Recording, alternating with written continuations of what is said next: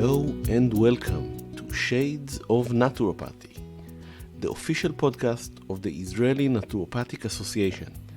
In this podcast, we will bring you conversation with leading experts in the field about new tools, fresh ideas, and deep insight for improving your health.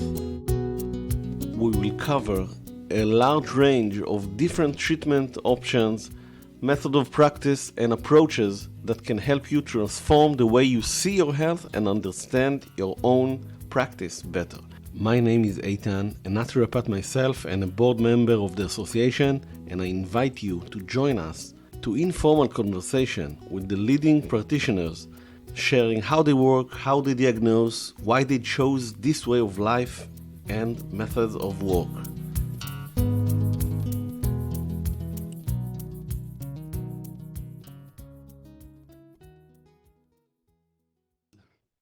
Hello, Deanna. Nice to meet you. Hi, good to meet you, Aitan. Let's start by you introducing yourself. Sure. Well, I am Deanna Minich, and I am a scientist who sees things very holistically. So on my website, I say that I'm a nutritionist, researcher, author, and artist, and I do present and educate. So that's also part of my archetype.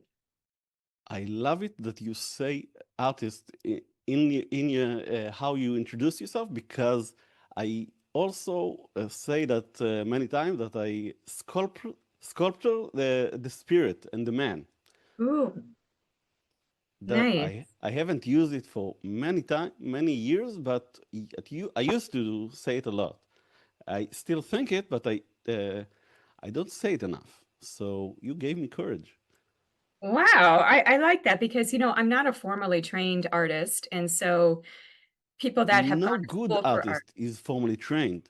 Formally trained artists can only imitate. True artists just make art. Well, and I'm driven by passion and feeling and energy, and that's what drives the art. It's almost like it's not even really me. It's like what comes through me in order to express. So I see it as a way that the higher aspects of me come through into some way that can be perceived by the human eye. And I just happen to connect to color and shapes.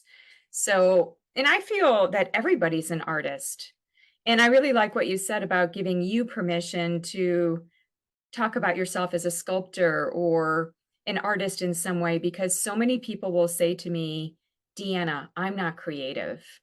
And I would say that we are all so creative. That's how we got here, was through the act of creation. Yeah. Oh, And like, all kids are creative, but the ah, system, the big system, took them down. And we can wake it up. yeah. And it's almost like when we are adults, we go back, we're trying to find our way back to being that childlike, heart-centered self, because we have been adulted and we have gone into the head and we lost our way to the heart. So I feel like all of life in some way is to take us back into the heart, into being childlike.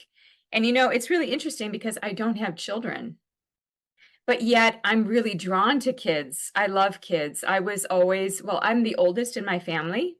So I will always been the babysitter. I was like a mother when I was a child.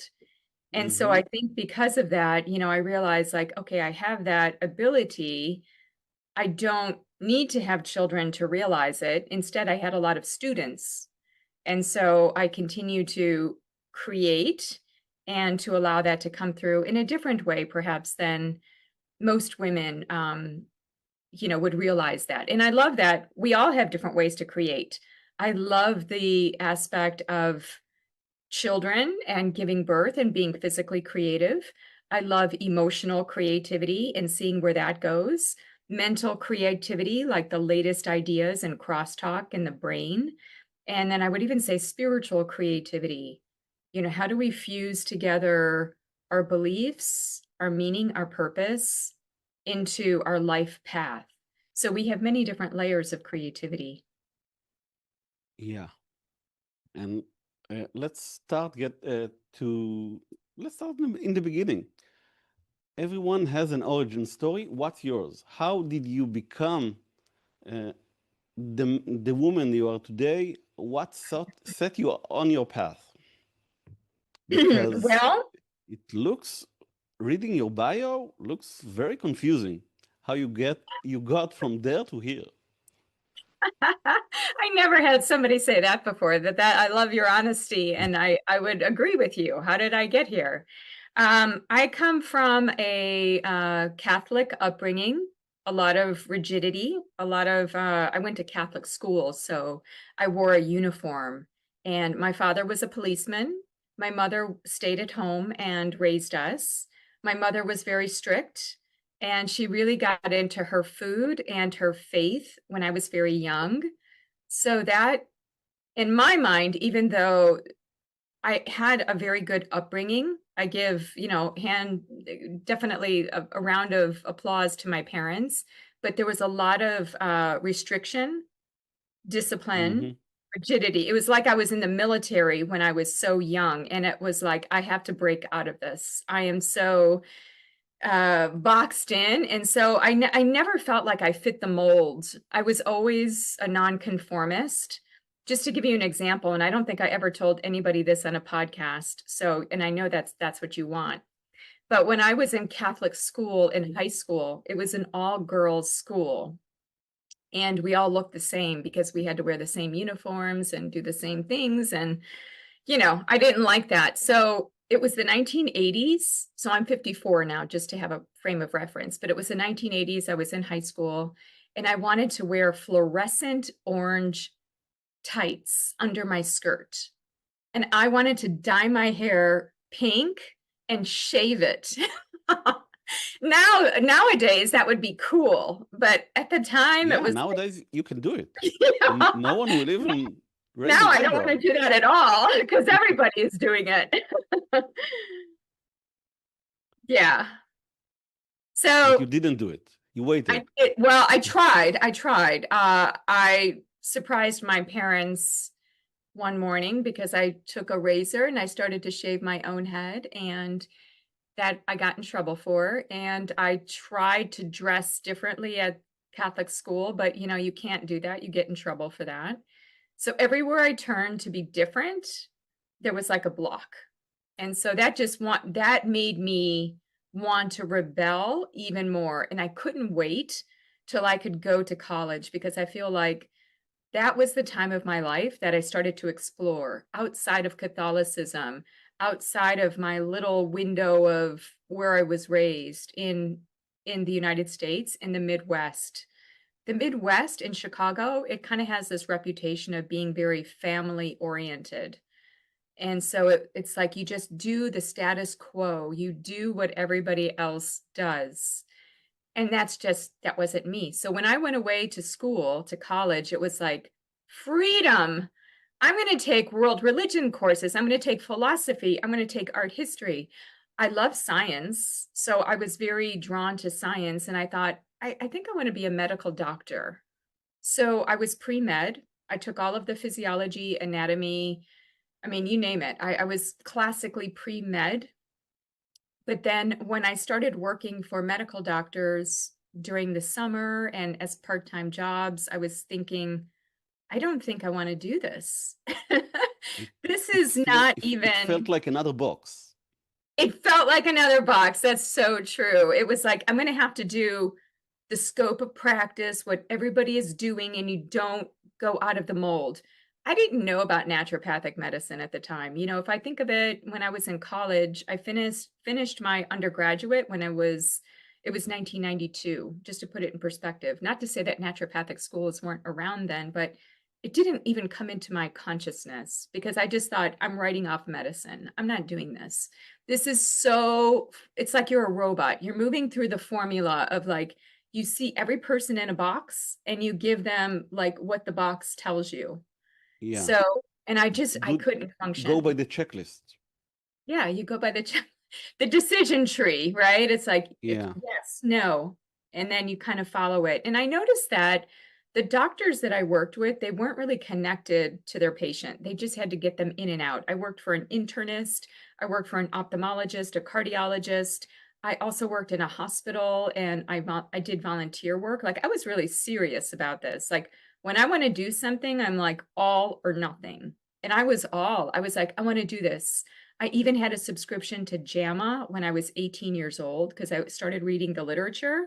I was like, I'm going to med school. I'm going to do this. I love it. I love the human body and I like people. So I'm going to do this. But then junior year of college, at the end, when I had to take the test to get into med school, I just felt like I can't do this. Like, it was like in me, like I'm not meant for that path. Wow. So I felt like being a scientist was more disruptive and it worked better for me. Like, I didn't have to be connected to a guild or a body of people that all had to be the same way. And I could express my, I would say, my individuality and my own framework of thinking. So I went to graduate school to study nutrition. After I finished graduate school, that was for a master's degree. During that time, I fell in love. I fell in love with a Dutch man, and I thought, well, I'm going to go and live in the Netherlands. But I didn't just want to live there. I had to like work there. So I landed into a research group, went on for my PhD there, and that was in medical science. So I studied science until I was like 29 years old. And then after that, I came back to the States. I started working in a food industry, a large Fortune 100 company. I then started working for dietary supplement companies. I had the pleasure and honor of working with Dr. Jeffrey Bland. I don't know if you know who Jeff Bland is, but he's the father of functional medicine. And so he's been a great teacher for me. And then I feel like there was a certain point that I decided to, okay, now let's move into spirituality, even though it was always under the surface through my Yeah. personal life. When did you went there? What happened? What was the moment when you said, I'm turning a hard left?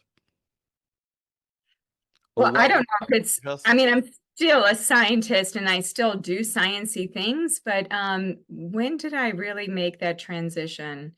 You know, I would say when I was 19, I took my first yoga class. I think it started then because my eyes were open to other ways of thinking. So when I was 19, and then I didn't mention this to you either, but I had some personal health problems and primarily of my gut and gynecological area. So a lot of reproductive issues, endometriosis. I had a blocked fallopian tube. So to me, that's the system of creativity, right? And my creativity was blocked. And yeah. I had a lot of inflammation as well. So I had a lot of emotion about not being able to be creative. So in my late 20s, when I was finishing my PhD, I started making art, Okay. really big art. I'm very sorry, but I have to stop here because we both are fluent in chakras, and not everyone can understand why creativity equals uh, the woman system and everything. So go a bit backwards and tell us about the seven chakras or colors and how did everything went there. So Yes. I can understand it, but maybe not everyone speaks fluent energetic systems. So, and at least in Israel, many people are more drawn to the Chinese method than the.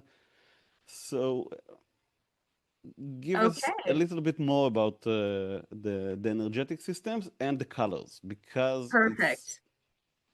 Yeah, it may not be easy for everybody to understand. So when I was having body issues in my 20s, and I felt that I did everything scientifically. I was doing nutrition, I did massage, I did chiropractic, I did everything. And I felt like I'm not having a resolution of my symptoms. So then I started reading other kinds of books.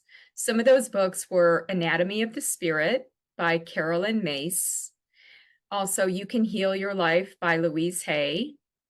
I was drawn to Bruce Lipton's work. Bruce Lipton is a PhD who did a lot of work on the biology of belief.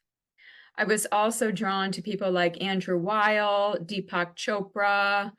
Trying to think of my library. I have so many books. I was drawn, it was almost like in my library, I had my science books on one side, and then on the other side, and I still have it like this in my library, I had philosophical books, books about spirituality, books about ancient traditional ways of healing. And I also like traditional Chinese medicine, but I was more drawn to the East Indian system because of my training with yoga. And within this yogic system, it's not just poses, it's not just going through the asanas every day. Yoga actually has many limbs. It has a meditation limb, it has, like daily practice, like it's much bigger than just the poses. Yes, and as part of that, and so as part of that exploration, I got into looking at chakras. Chakra is a Sanskrit word that means wheel. So what the ancient rishis, the ancient monks and masters in India, rishi means seer. So, these people would be meditating and they would see the body in a different way. And they saw that the body had certain places where there was a lot of activity. And those places of activity have, if I look with my Western medical scientific eyes, it's the endocrine system, pineal gland, seat of the soul, Rene Descartes, 16th century, hypothalamus, pituitary, the third eye, the brain, master signaler of all of the other glands, thyroid gland, throat chakra, heart, which is the heart chakra, which is actually a neuroendocrine gland, the pancreas, endocrine, exocrine in its function. It's the solar plexus chakra, the fire seat. Then we have down in the ovaries and testes, the reproductive area, sacral, the sacrum area. It's sacred. I actually love that connection to like the low body, the creative element as being sacred. And then you have the root chakra, which is connected to the adrenal system, which is, what is our root? It is to survive, right? Red, adrenals, cortisol. It's like the foundational basics of life. Like you have to have healthy cortisol to inform the sex steroids, digestive hormones, thyroid hormones, cardiovascular peptides, all the way up to the brain, and vice versa. So when I was reading about these chakras in books, I was thinking to myself, aren't these just the endocrine system? And it's the hormones signaling as communicators and all this activity, these wheels in the body, so to speak. They're real and they're also, we can look at them symbolically. So when I say that, for me, I had reproductive issues in the chakra system, that would signal issues with emotional blockage. And that tends to be the color orange. Like when you look at the chakra system, and this is one of the things that I have in my book, and I made it like an operating system, like a roadmap for people, right? So it's like the color, you start with the color. So the root, the sacral, solar plexus, heart, the thyroid gland or throat, the pituitary or third eye, and the crown chakra. So they have anatomy, physiology, food connections, psychological connections, and lifestyle connections. And one of my early books was called Chakra Foods, talking about the phytochemical signatures of the food, kind of like that food had a code. It has a color code. And through the phytochemicals, which are the language of nature, we connect to this, now we would call it the phytoneuroendocrine system. How do plants, through their colors, inform the neuroendocrine system or the chakra system? Yeah. Is that... And there are 7 chakras and only 6 M&Ms. So that's why M&Ms aren't a good solution to eating the whole rainbow. Well, and I get many comments about that. Oh, like, oh, Deanna, the rainbow diet. So that means, M&Ms and Skittles and candy. And, of course, everybody knows what I'm talking about. It's the nature's colors, right? Of course. So if I have to ask you, when you look at a person, and what do you think are the most practical and effective tools for diagnostic to see who's in front of you? I'm asking because you have the two ways of viewing people, so the medicine side and the holistic, I don't know how even to call it, side. So Yeah.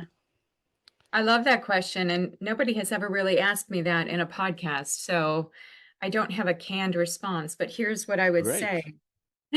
That's what you wanted, right? Yeah. So, well, first and foremost, I must say it just depends on the person and what they would be coming to me for.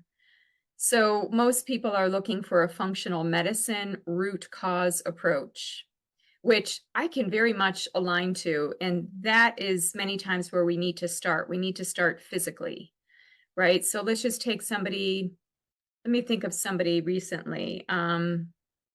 Yeah. All right. So recently, you know, I'm thinking, or let's just go with like somebody that would be more standard, somebody with gut issues, bloating, food allergies, food intolerances. They have a challenged relationship with food. So where would I start with somebody like that?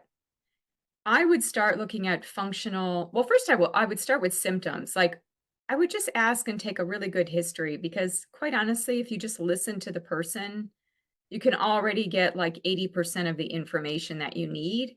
And you can start to see like, oh, there's a pattern here. They're eating too late at night. Oh, there's a pattern here. They're stressed and they're not eating, or they're stressed and they're eating processed foods. Sometimes it's like really very, very simple and you just need to listen to the person. So that's just more of a connection. But if there are things that are more complicated, and if somebody really wants a deeper understanding of themselves, sometimes we have to go into things like functional biomarkers. So nutritional status, gut markers, hormone markers. One of my favorites, actually, and this is kind of where I get nerdy about it, is I like to look at genetics because I do think everybody has a personal imprint. And for many people, they can't understand why they react in a certain way. And once I can look at their genetics, I can say, well, you have this issue with your detoxification of neurotransmitters or hormones, and that's why you might be having this issue. So then it's like, oh, that's how I have to work with my body. Okay, I get it. So that's one level. That's like first symptoms, 80%. Functional biomarkers, maybe like 10 to 12%. So what's remaining? What am I getting from the person? And what do I think is important? Sometimes I can go down a path of actually using this, and I have a questionnaire and a whole assessment kit, which I have a certification program and I train clinicians on how do you bridge together all of these things. So if somebody were to say, Deanna, I've got gut issues, you know, I just have like, I would immediately go into the solar plexus chakra with them. I would start connecting a theme into what they're presenting as, because the body is like speaking its language, right? So if we have bloating, what are we not digesting? What are we not digesting in life? What is causing us this, I would say, obstruction? What can we not transform? I would start asking them more, I would say, just to me, they're very logical questions, but for other people, they might be more holistic or emotional. But to me, I see every symptom as symbolic. Whatever you have, look at it as a story. The body is telling you its story in a language that could be read by most people. It doesn't even require a physician to do it. But we have to be willing to look deeper into what is the body telling us, because the body is a messenger, right? It's constantly giving signals and signs. And so that's how I would see somebody. You know, so I'm going to be really esoteric and just go one level deeper. When I'm with like, I would say more spiritual people, I do see people as colors, meaning that many times I get like a color feeling about somebody. I have been known to paint people's colors. And I feel like people have a constitutional color that they, and this is not aura or something like this. To me, I don't know what it is. It's just how I perceive people. Um, some people resonate blue, some people resonate green. It doesn't always connect to the colors they wear. It's just their energy, their frequency, their vibration comes through to Yeah. me as a wavelength.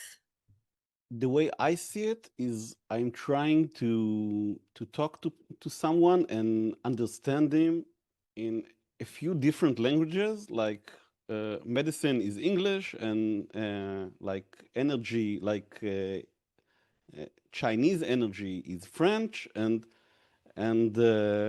chakras are Spanish, and whatever goes in all languages, when everything fits in every language, that's the midpoint. That's where we are finding the true gems. That if it works in all languages, that's where we want to go. That's brilliant. I really like that analogy. So what do you see as the hub? What speaks to it all then? I cheat. You cheat? Yeah.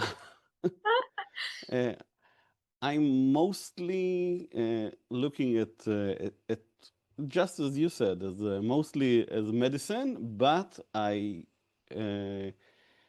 use like, I don't know how to say it even, like inspiration. I cheat. I get the answer from above. I don't know where, from inside. Like, I don't know, yeah. but I learn to trust it only if it goes in other languages. So, Ah, but usually I kind of know, like after 5 minutes, but still I have to talk to a person like 2 hours to understand in all languages. But I know where to ask because I cheat. But we're not talking about me. I like So that. I like that. Well, you're using your intuition. It's kind of like, what you sense at a very deep, like high level, right? So, and I feel like that's where medicine has lost its way because so many doctors don't see healing as an art. They see it only as the science. yeah, and I think it's the science is very important because you have to understand Yeah. everything, but then you have to throw it all away and do what feels right.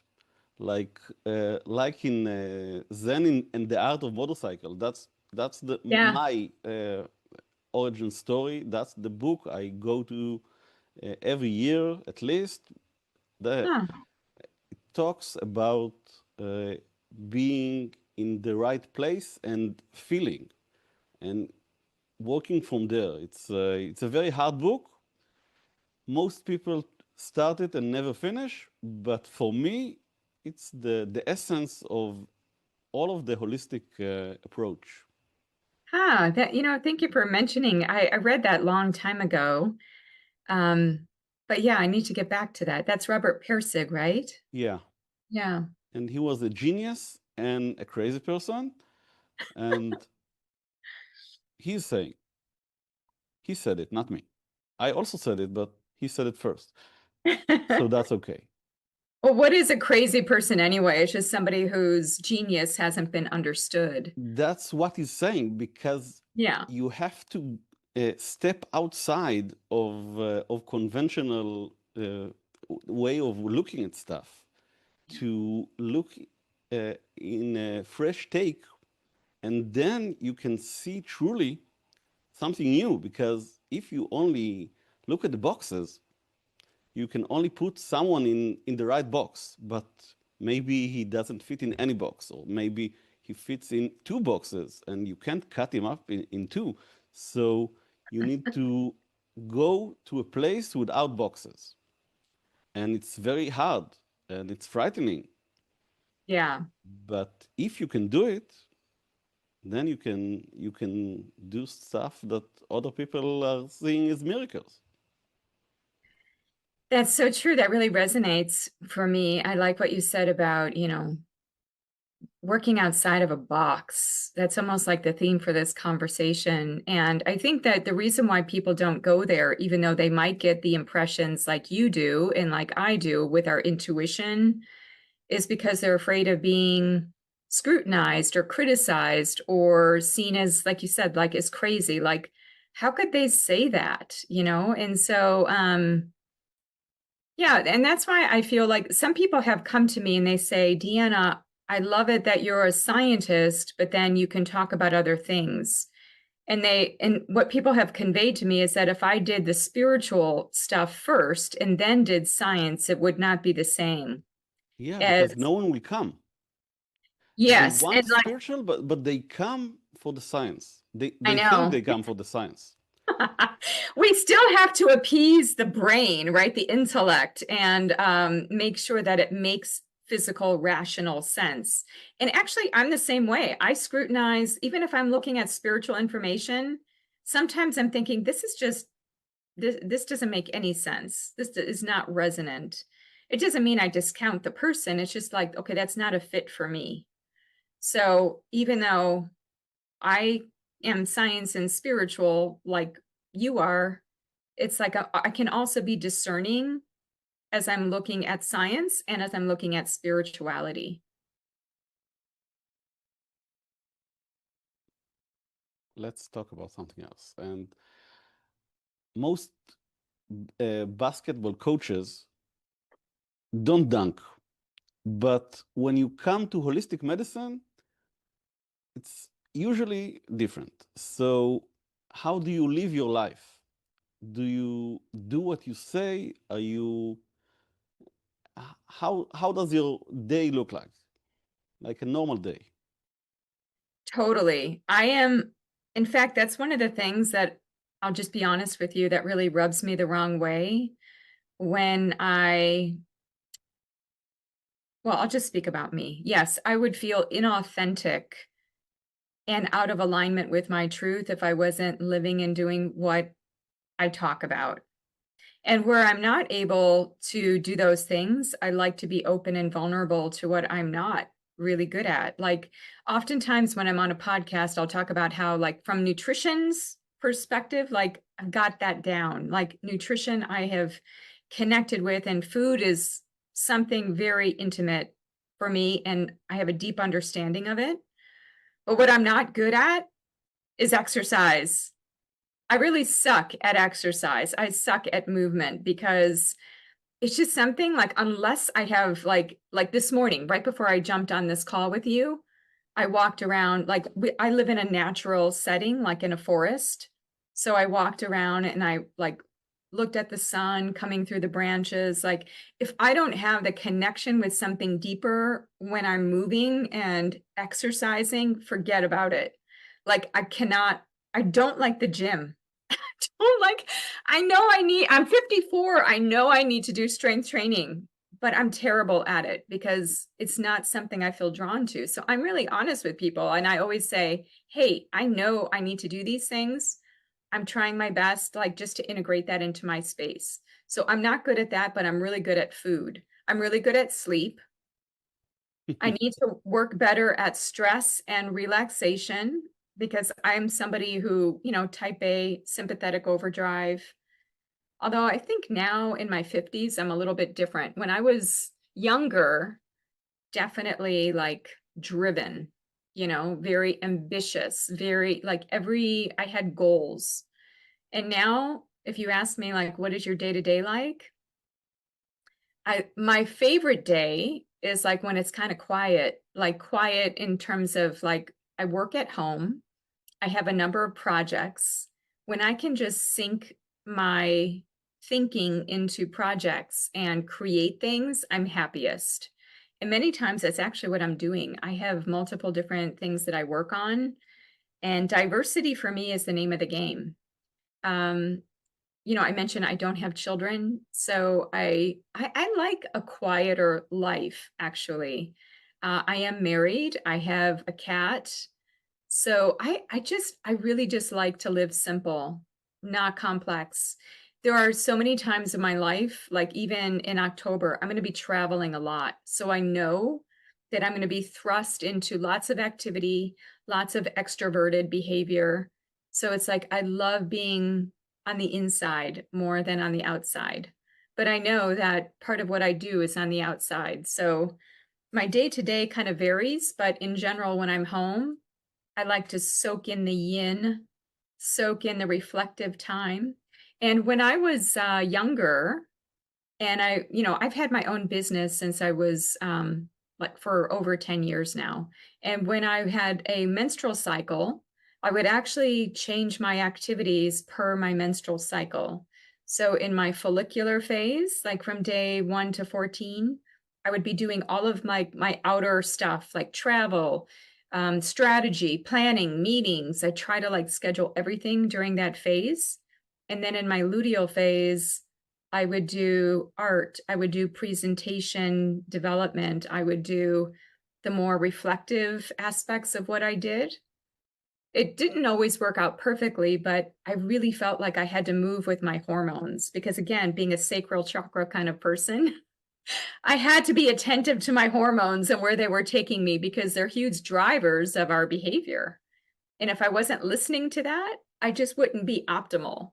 Like I could get more efficiency if I would listen to the body that I'm in. It's like I need to honor this flesh of like, this is where I'm at. So I need to move with that. Yeah, and the same with the day night. Like Yes. creativity is better in the evening, and Yeah. and Yeah. and hard work and it's better in doing in the morning. So That and is true. Totally. My most productive hours of the day are the early morning. Like I usually wake up at like 6 a.m. and I have a certain rhythm to the day. And so, but like my most productive time is between 6 a.m. to 12 noon.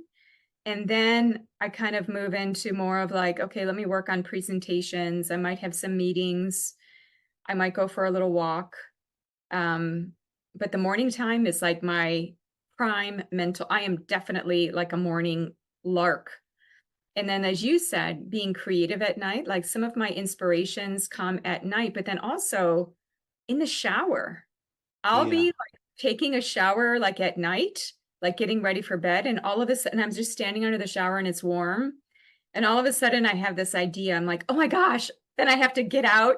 And then, like, I'm making an Instagram post because I just had this vision of like, oh, or like maybe I read some articles and all of a sudden I see this like way that they all come together. So water, I dream about water. My husband laughs at me because it's like a reoccurring dream. Like there's water everywhere in my dreams, always.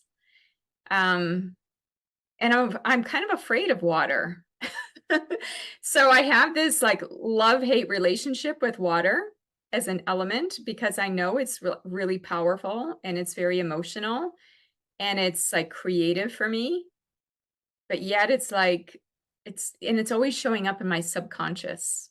So yeah, and I also talk in another language, another energetic language that the four elements. Like my first home was tarot, and there water means feelings and emotions. yeah, yeah. So or cups, if you prefer. So I can see what you're talking about, and it's wonderful. And really, the shower is also grounding, and it helps. It's the best meditation that anyone can have.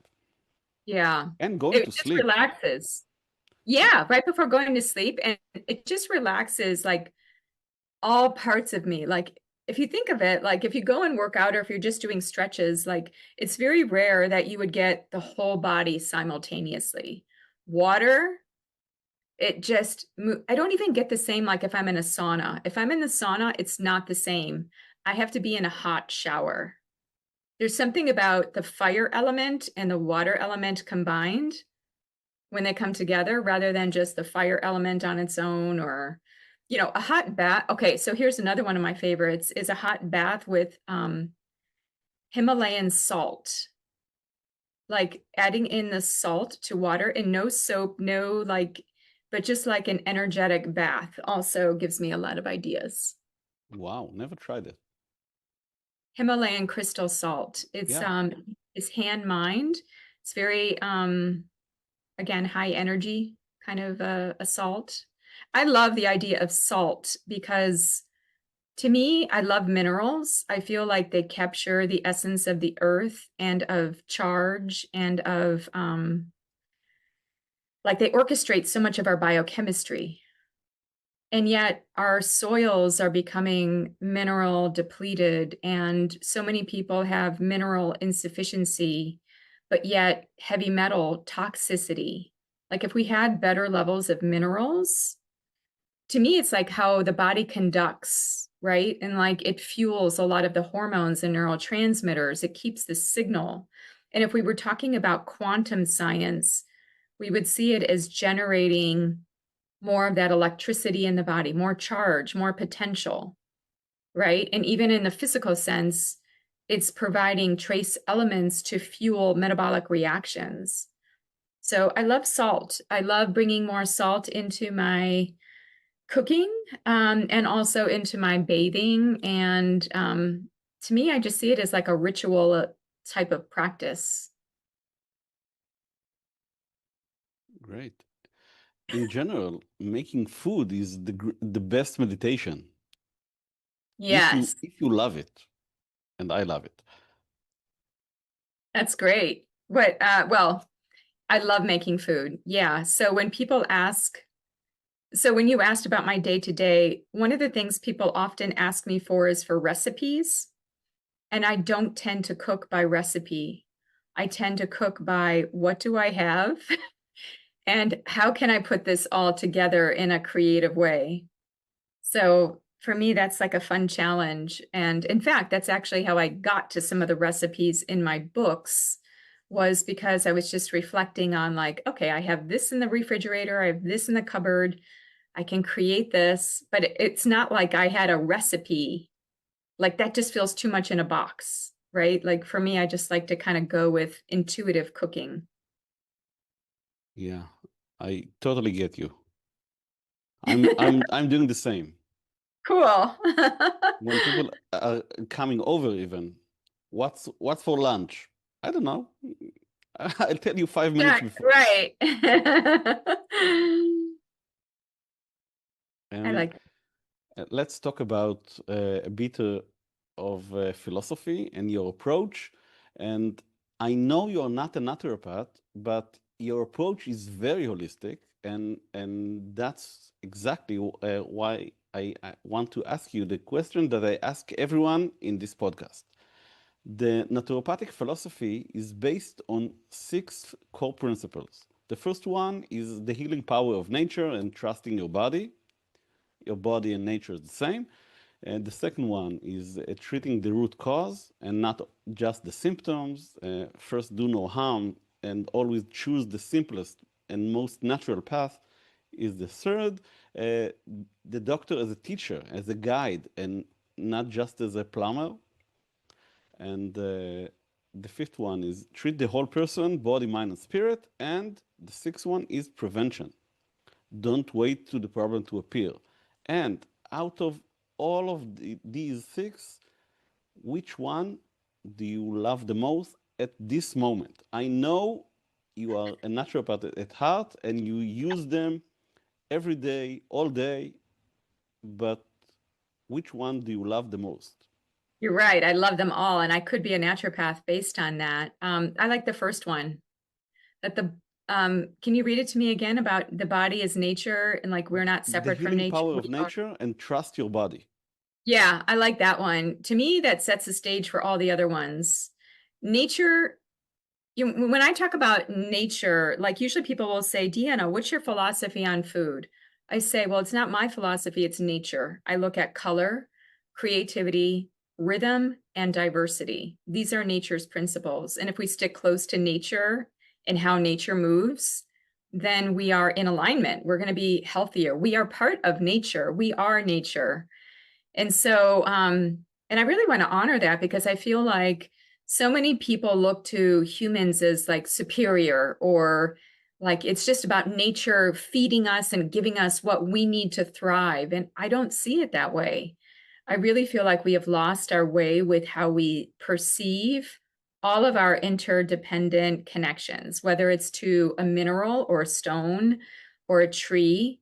Like I really love trees so much. Like when I read and hear about all of like the latest science on trees and how they communicate underground through the mycelia, or I think about like I live in a cedar forest, and cedar communicates and puts out aromatic compounds.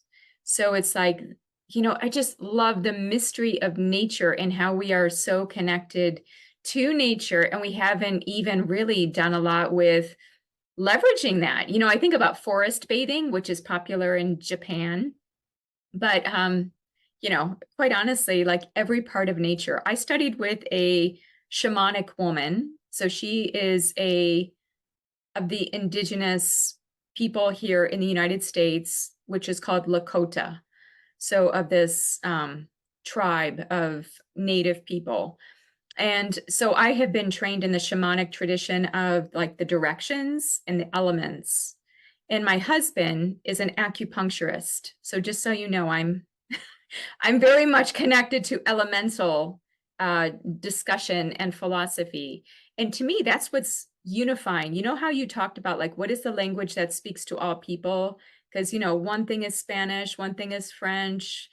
But, for me, what speaks through all healing traditions is the elements. And the elements is where to start. Like seeing those elements in our bodies, seeing the elements in our food, seeing the elements in our environment. Like even if we started there, we would be so much more in tune with our needs and how we are working together with nature. Mm-hmm. And how much control do you think that people have over their own health? That's a big one. Or a small one. Do you want like a percentage? I think that's a very complicated question, actually. And the reason why is because... Give me the one-liner first. Okay. I think most people do have significant control of their physical, emotional, mental, and spiritual health. I was hesitant in some ways because I think about people who don't have access to maybe, let's say, healthy food, but yet they can have access to, when I was in India, I saw some of the happiest people having very little material possessions or even access to food, but yet they were very happy people, right? And so I kind of feel like, what is health? I think we first have to say, like, if you ask me, hey, Deanna, like, do people have control of their health? Like, what is health actually? Are we talking about a functional body? Are we talking about emotional health? Are we talking about having a sound mind? Are we talking about having a connection to nature? Because I look at some communities which are nature oriented, but yet they're not doing functional medicine in the way of like how we think, or naturopathic medicine, perhaps in the ways of how it's currently done in more modernized societies. So I think a lot goes into like, what is health? What is health? I think it's a sense of, it's kind of like the blue zones, right? It's a sense of purpose. It's a sense of meaning, a sense of connection to nature, to other people, to self. It is also then a connection to physical elements like your space, like your food, your air, your water, just the elements of your surroundings. So I think for different people, depending on who they are, there can be some variability there in terms of what they have access or knowledge about. So the point I usually think about is whenever people wake up and understand that, first of all, they have a problem, they're not healthy. And second, they want to do something more. once people are woken up and not connected to woke in any way, once people wake up, they have very much control and the ability to improve their health. But until then, they just blowing in the wind. Yeah. And you can't not know what you now know. So in other words, once somebody knows something, they're always going to be like connected to that. Like they can't unsee it anymore. So I do feel like the moment that you can help to make a small shift and help people along, and you even talk about simple things like just eat the rainbow, then they start to really connect to that. And then they start to see that, oh, I do feel better when I do that. I feel like a lot is about choice. You know, Carolyn Mace, who is one of the authors that I talked about before. And by the way, the spelling of her last name is M-Y-S-S, Carolyn Mace. And in her book, well, I have, you know, she's been one of my teachers, and she talks about how choice is greater than love, because you actually have to choose love. And so choice, every thought you think, every action, every decision, you know, how are you making that choice? What is behind the choice? And where does the choice take you into the next choice? I think it's a big, you know, our locus of control is a very powerful conversation in health. Yeah. And from your perspective, what's the most overlooked factor that affect human health? I'm staying with simple, easy questions. So I think it is locus of control. I think it's stress, because when somebody feels out of control, everything goes out of control. Like their eating goes out of control. They can't sleep. They can't relate. They start making unhealthy food decisions. I feel that when somebody is in the present moment and has a sense of locus of control, I actually like that you asked me about this, because I do feel that it's like the divining rod to everything else. You might have expected me to say like something like nutrition, but I think people have an awareness of food being I important. come with no expectation. Okay. So I think it's locus of control, that, hey, you do have control. Like sometimes when people go to a doctor, they just kind of let go of their control and they say, you know, whatever you say, you know, doc, whatever you say I need to do. Like they just give up their right to choose and have a locus of control of their situation, that they even have a choice. Yeah, that's why I love nutrition, because you have to do something. You can't just come and doctor give me a pill and or uh, like fill me up with needles. You have to be active in nutrition. So Yeah. that's why I think nutrition is the main focus of healing. Yeah. Not only the active side of it, also the energetic side, and you have to be there when you have to make the choice to eat the cookie or to eat the rainbow, and not the cookie that has the rainbow. With the M&Ms in it, right? Yeah, Right. Yeah. And so again, I agree with you. I mean, I think food is really an important factor in health. I also, well, I guess I mean, anything is, you know, the name of my husband's business is Many Paths Acupuncture. And I really love that, because I think you can have many paths.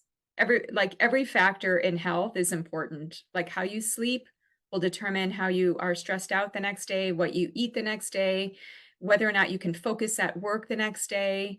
So sleep is important. If you don't exercise, you don't get your blood moving, you don't get oxygen, you know, cognitively, like you're not as strong, bones are weak. So it's like, quite honestly, pick anything, because everything plays a role in health in a really big way. It's just, which path up the mountain will you take? Yeah, and So I just feel like, start wherever is the easiest. Don't try it with the hardest. Try with the easiest way. yeah, Do something start, good. yeah.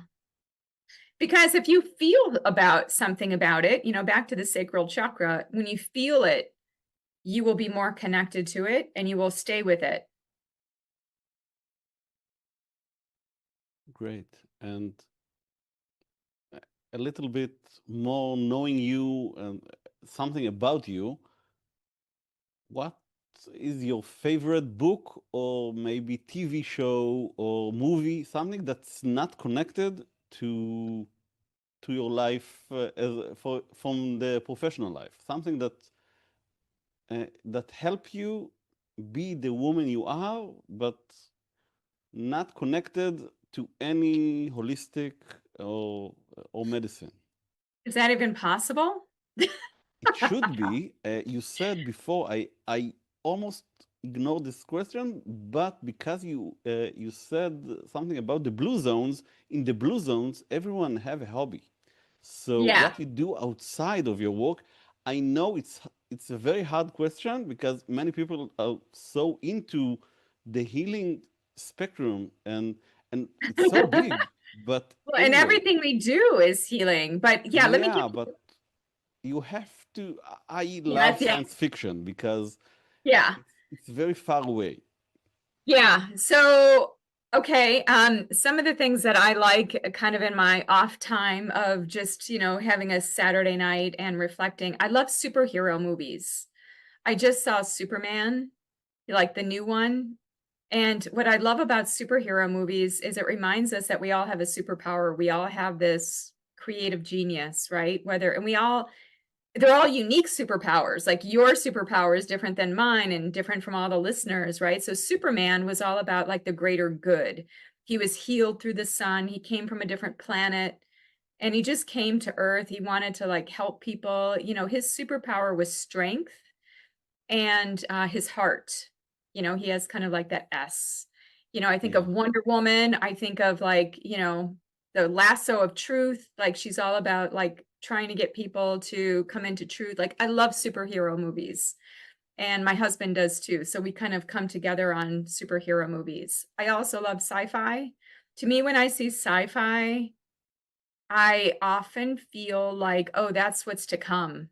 So it's almost like looking a little bit into the future okay. because you So can you're like I watching the good sci-fi, good like side. Yeah, well, you're not yeah, watching Black Mirror and stuff like that. right. Good sci-fi. And I don't watch like my husband likes older movies, like anything that's I don't know, like pre 2000, I just have no interest in watching. I don't know why. It's just like I don't like old movies. I know that, there could be some value there. So that's what I like in terms of movies. This is something you may not know about me that would be different. I just did a training on being a death doula. So a Wow. death doula, for those who don't know what that is, it's an end of life advocate. So I'm really drawn to, this will sound strange, but death and dying. Like I feel like it's an incredible time of life that doesn't get acknowledged in society. So during the pandemic, I started listening to near-death experiences just on podcasts because, like you're saying, like, what's your hobby? What were you doing when you weren't doing stuff or when you're not doing like your active work stuff? So I Yeah, really talking got about in. death, it's great hobby.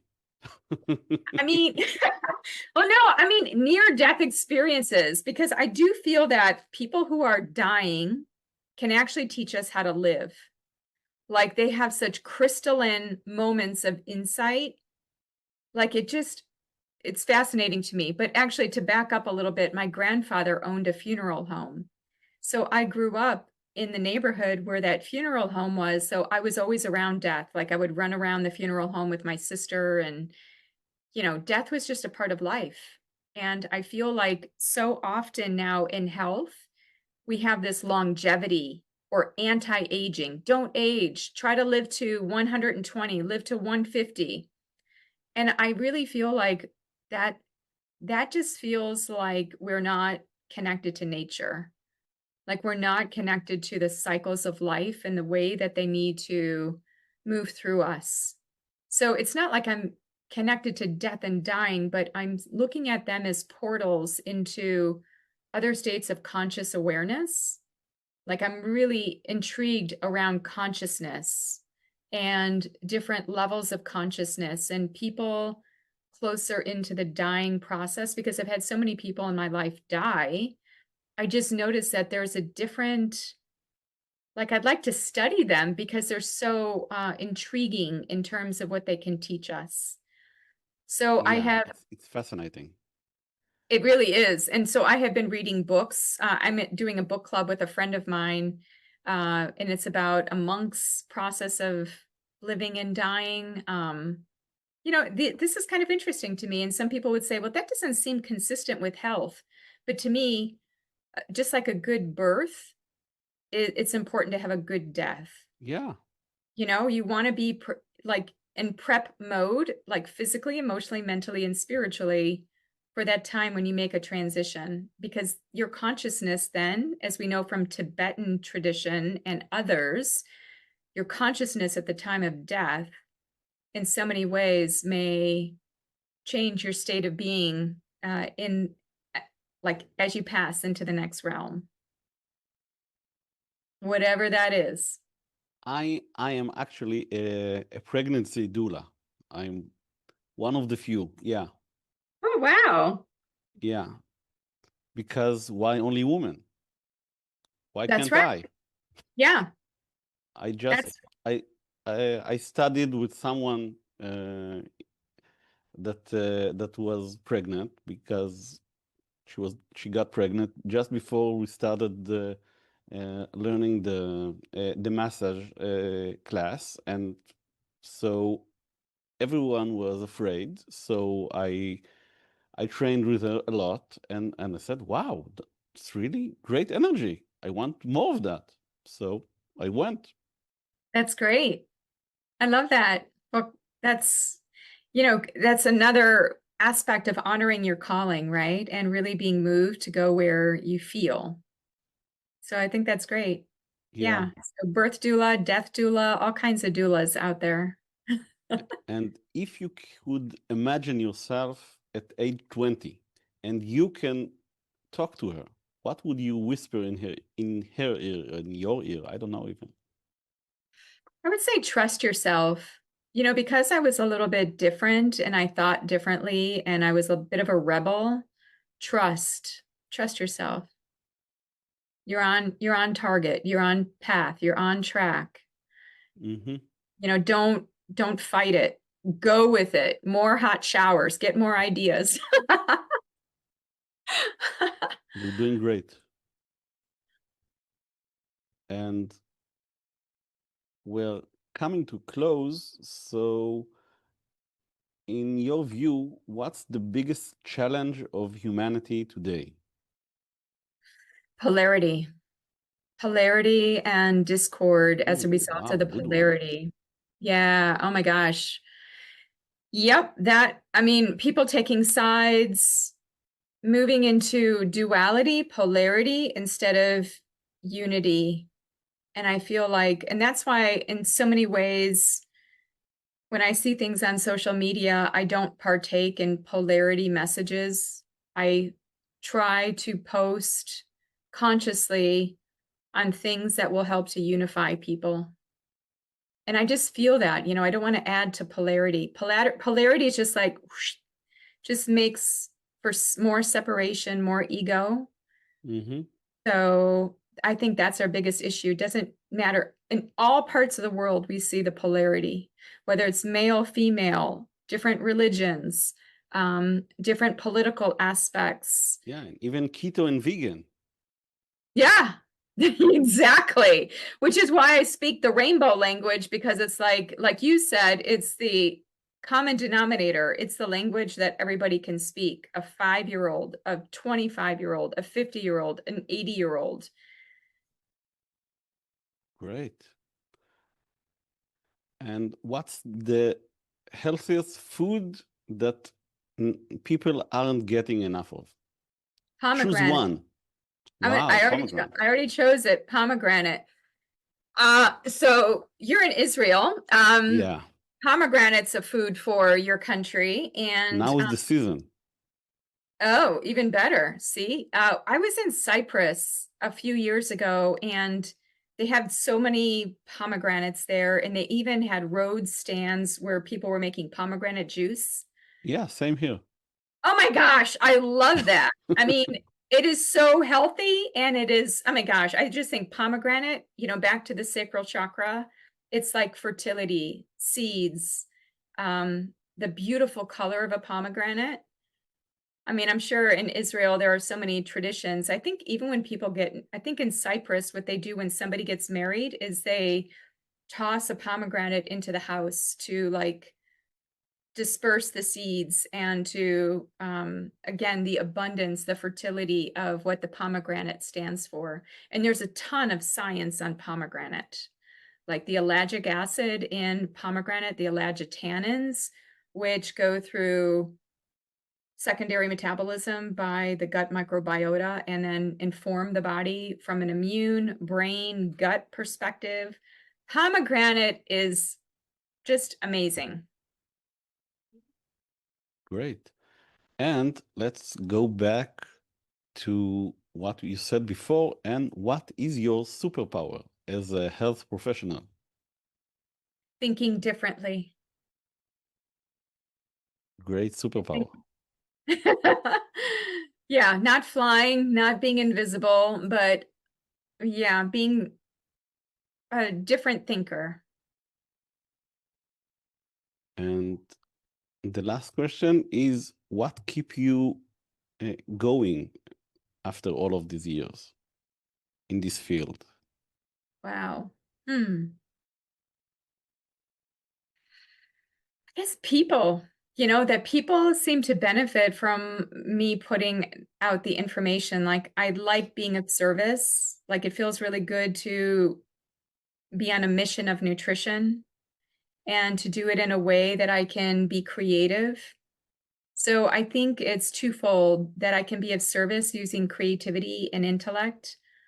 I love it. I wake up in the morning and I look at my PubMed alerts. I mean, even if I wasn't helping people with the information, I would still be like connected to the information. I don't know why it's so deep within me, but it just is. It's like I was born to do this.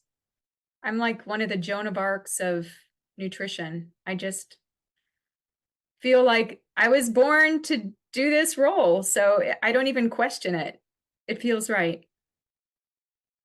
And where can people follow your work? And Yeah. I know Instagram is the place where you do all of the interesting stuff, but where do you share all of the other stuff? So my website is deannaminich.com, DEANNAMINICH.com. If you go on there, you'll see everything. So you'll see my social media. I have a Facebook group. In fact, this week in my Facebook group, which is called Nourish Your Whole Self Community, if you want to be part of it, I'm doing a whole thing on planets and plants. So looking at the ancient Greek and Roman traditions of looking at plants from a celestial aspect. So it's kind of fun. So I do a lot of interactive things that nobody sees unless you're part of that group. Sounds great. Yeah. And what I have to say is thank you very much. Well, thank you. Thanks for having me. And thank you for opening up the conversation to be interesting and creative. So it's great getting to know you.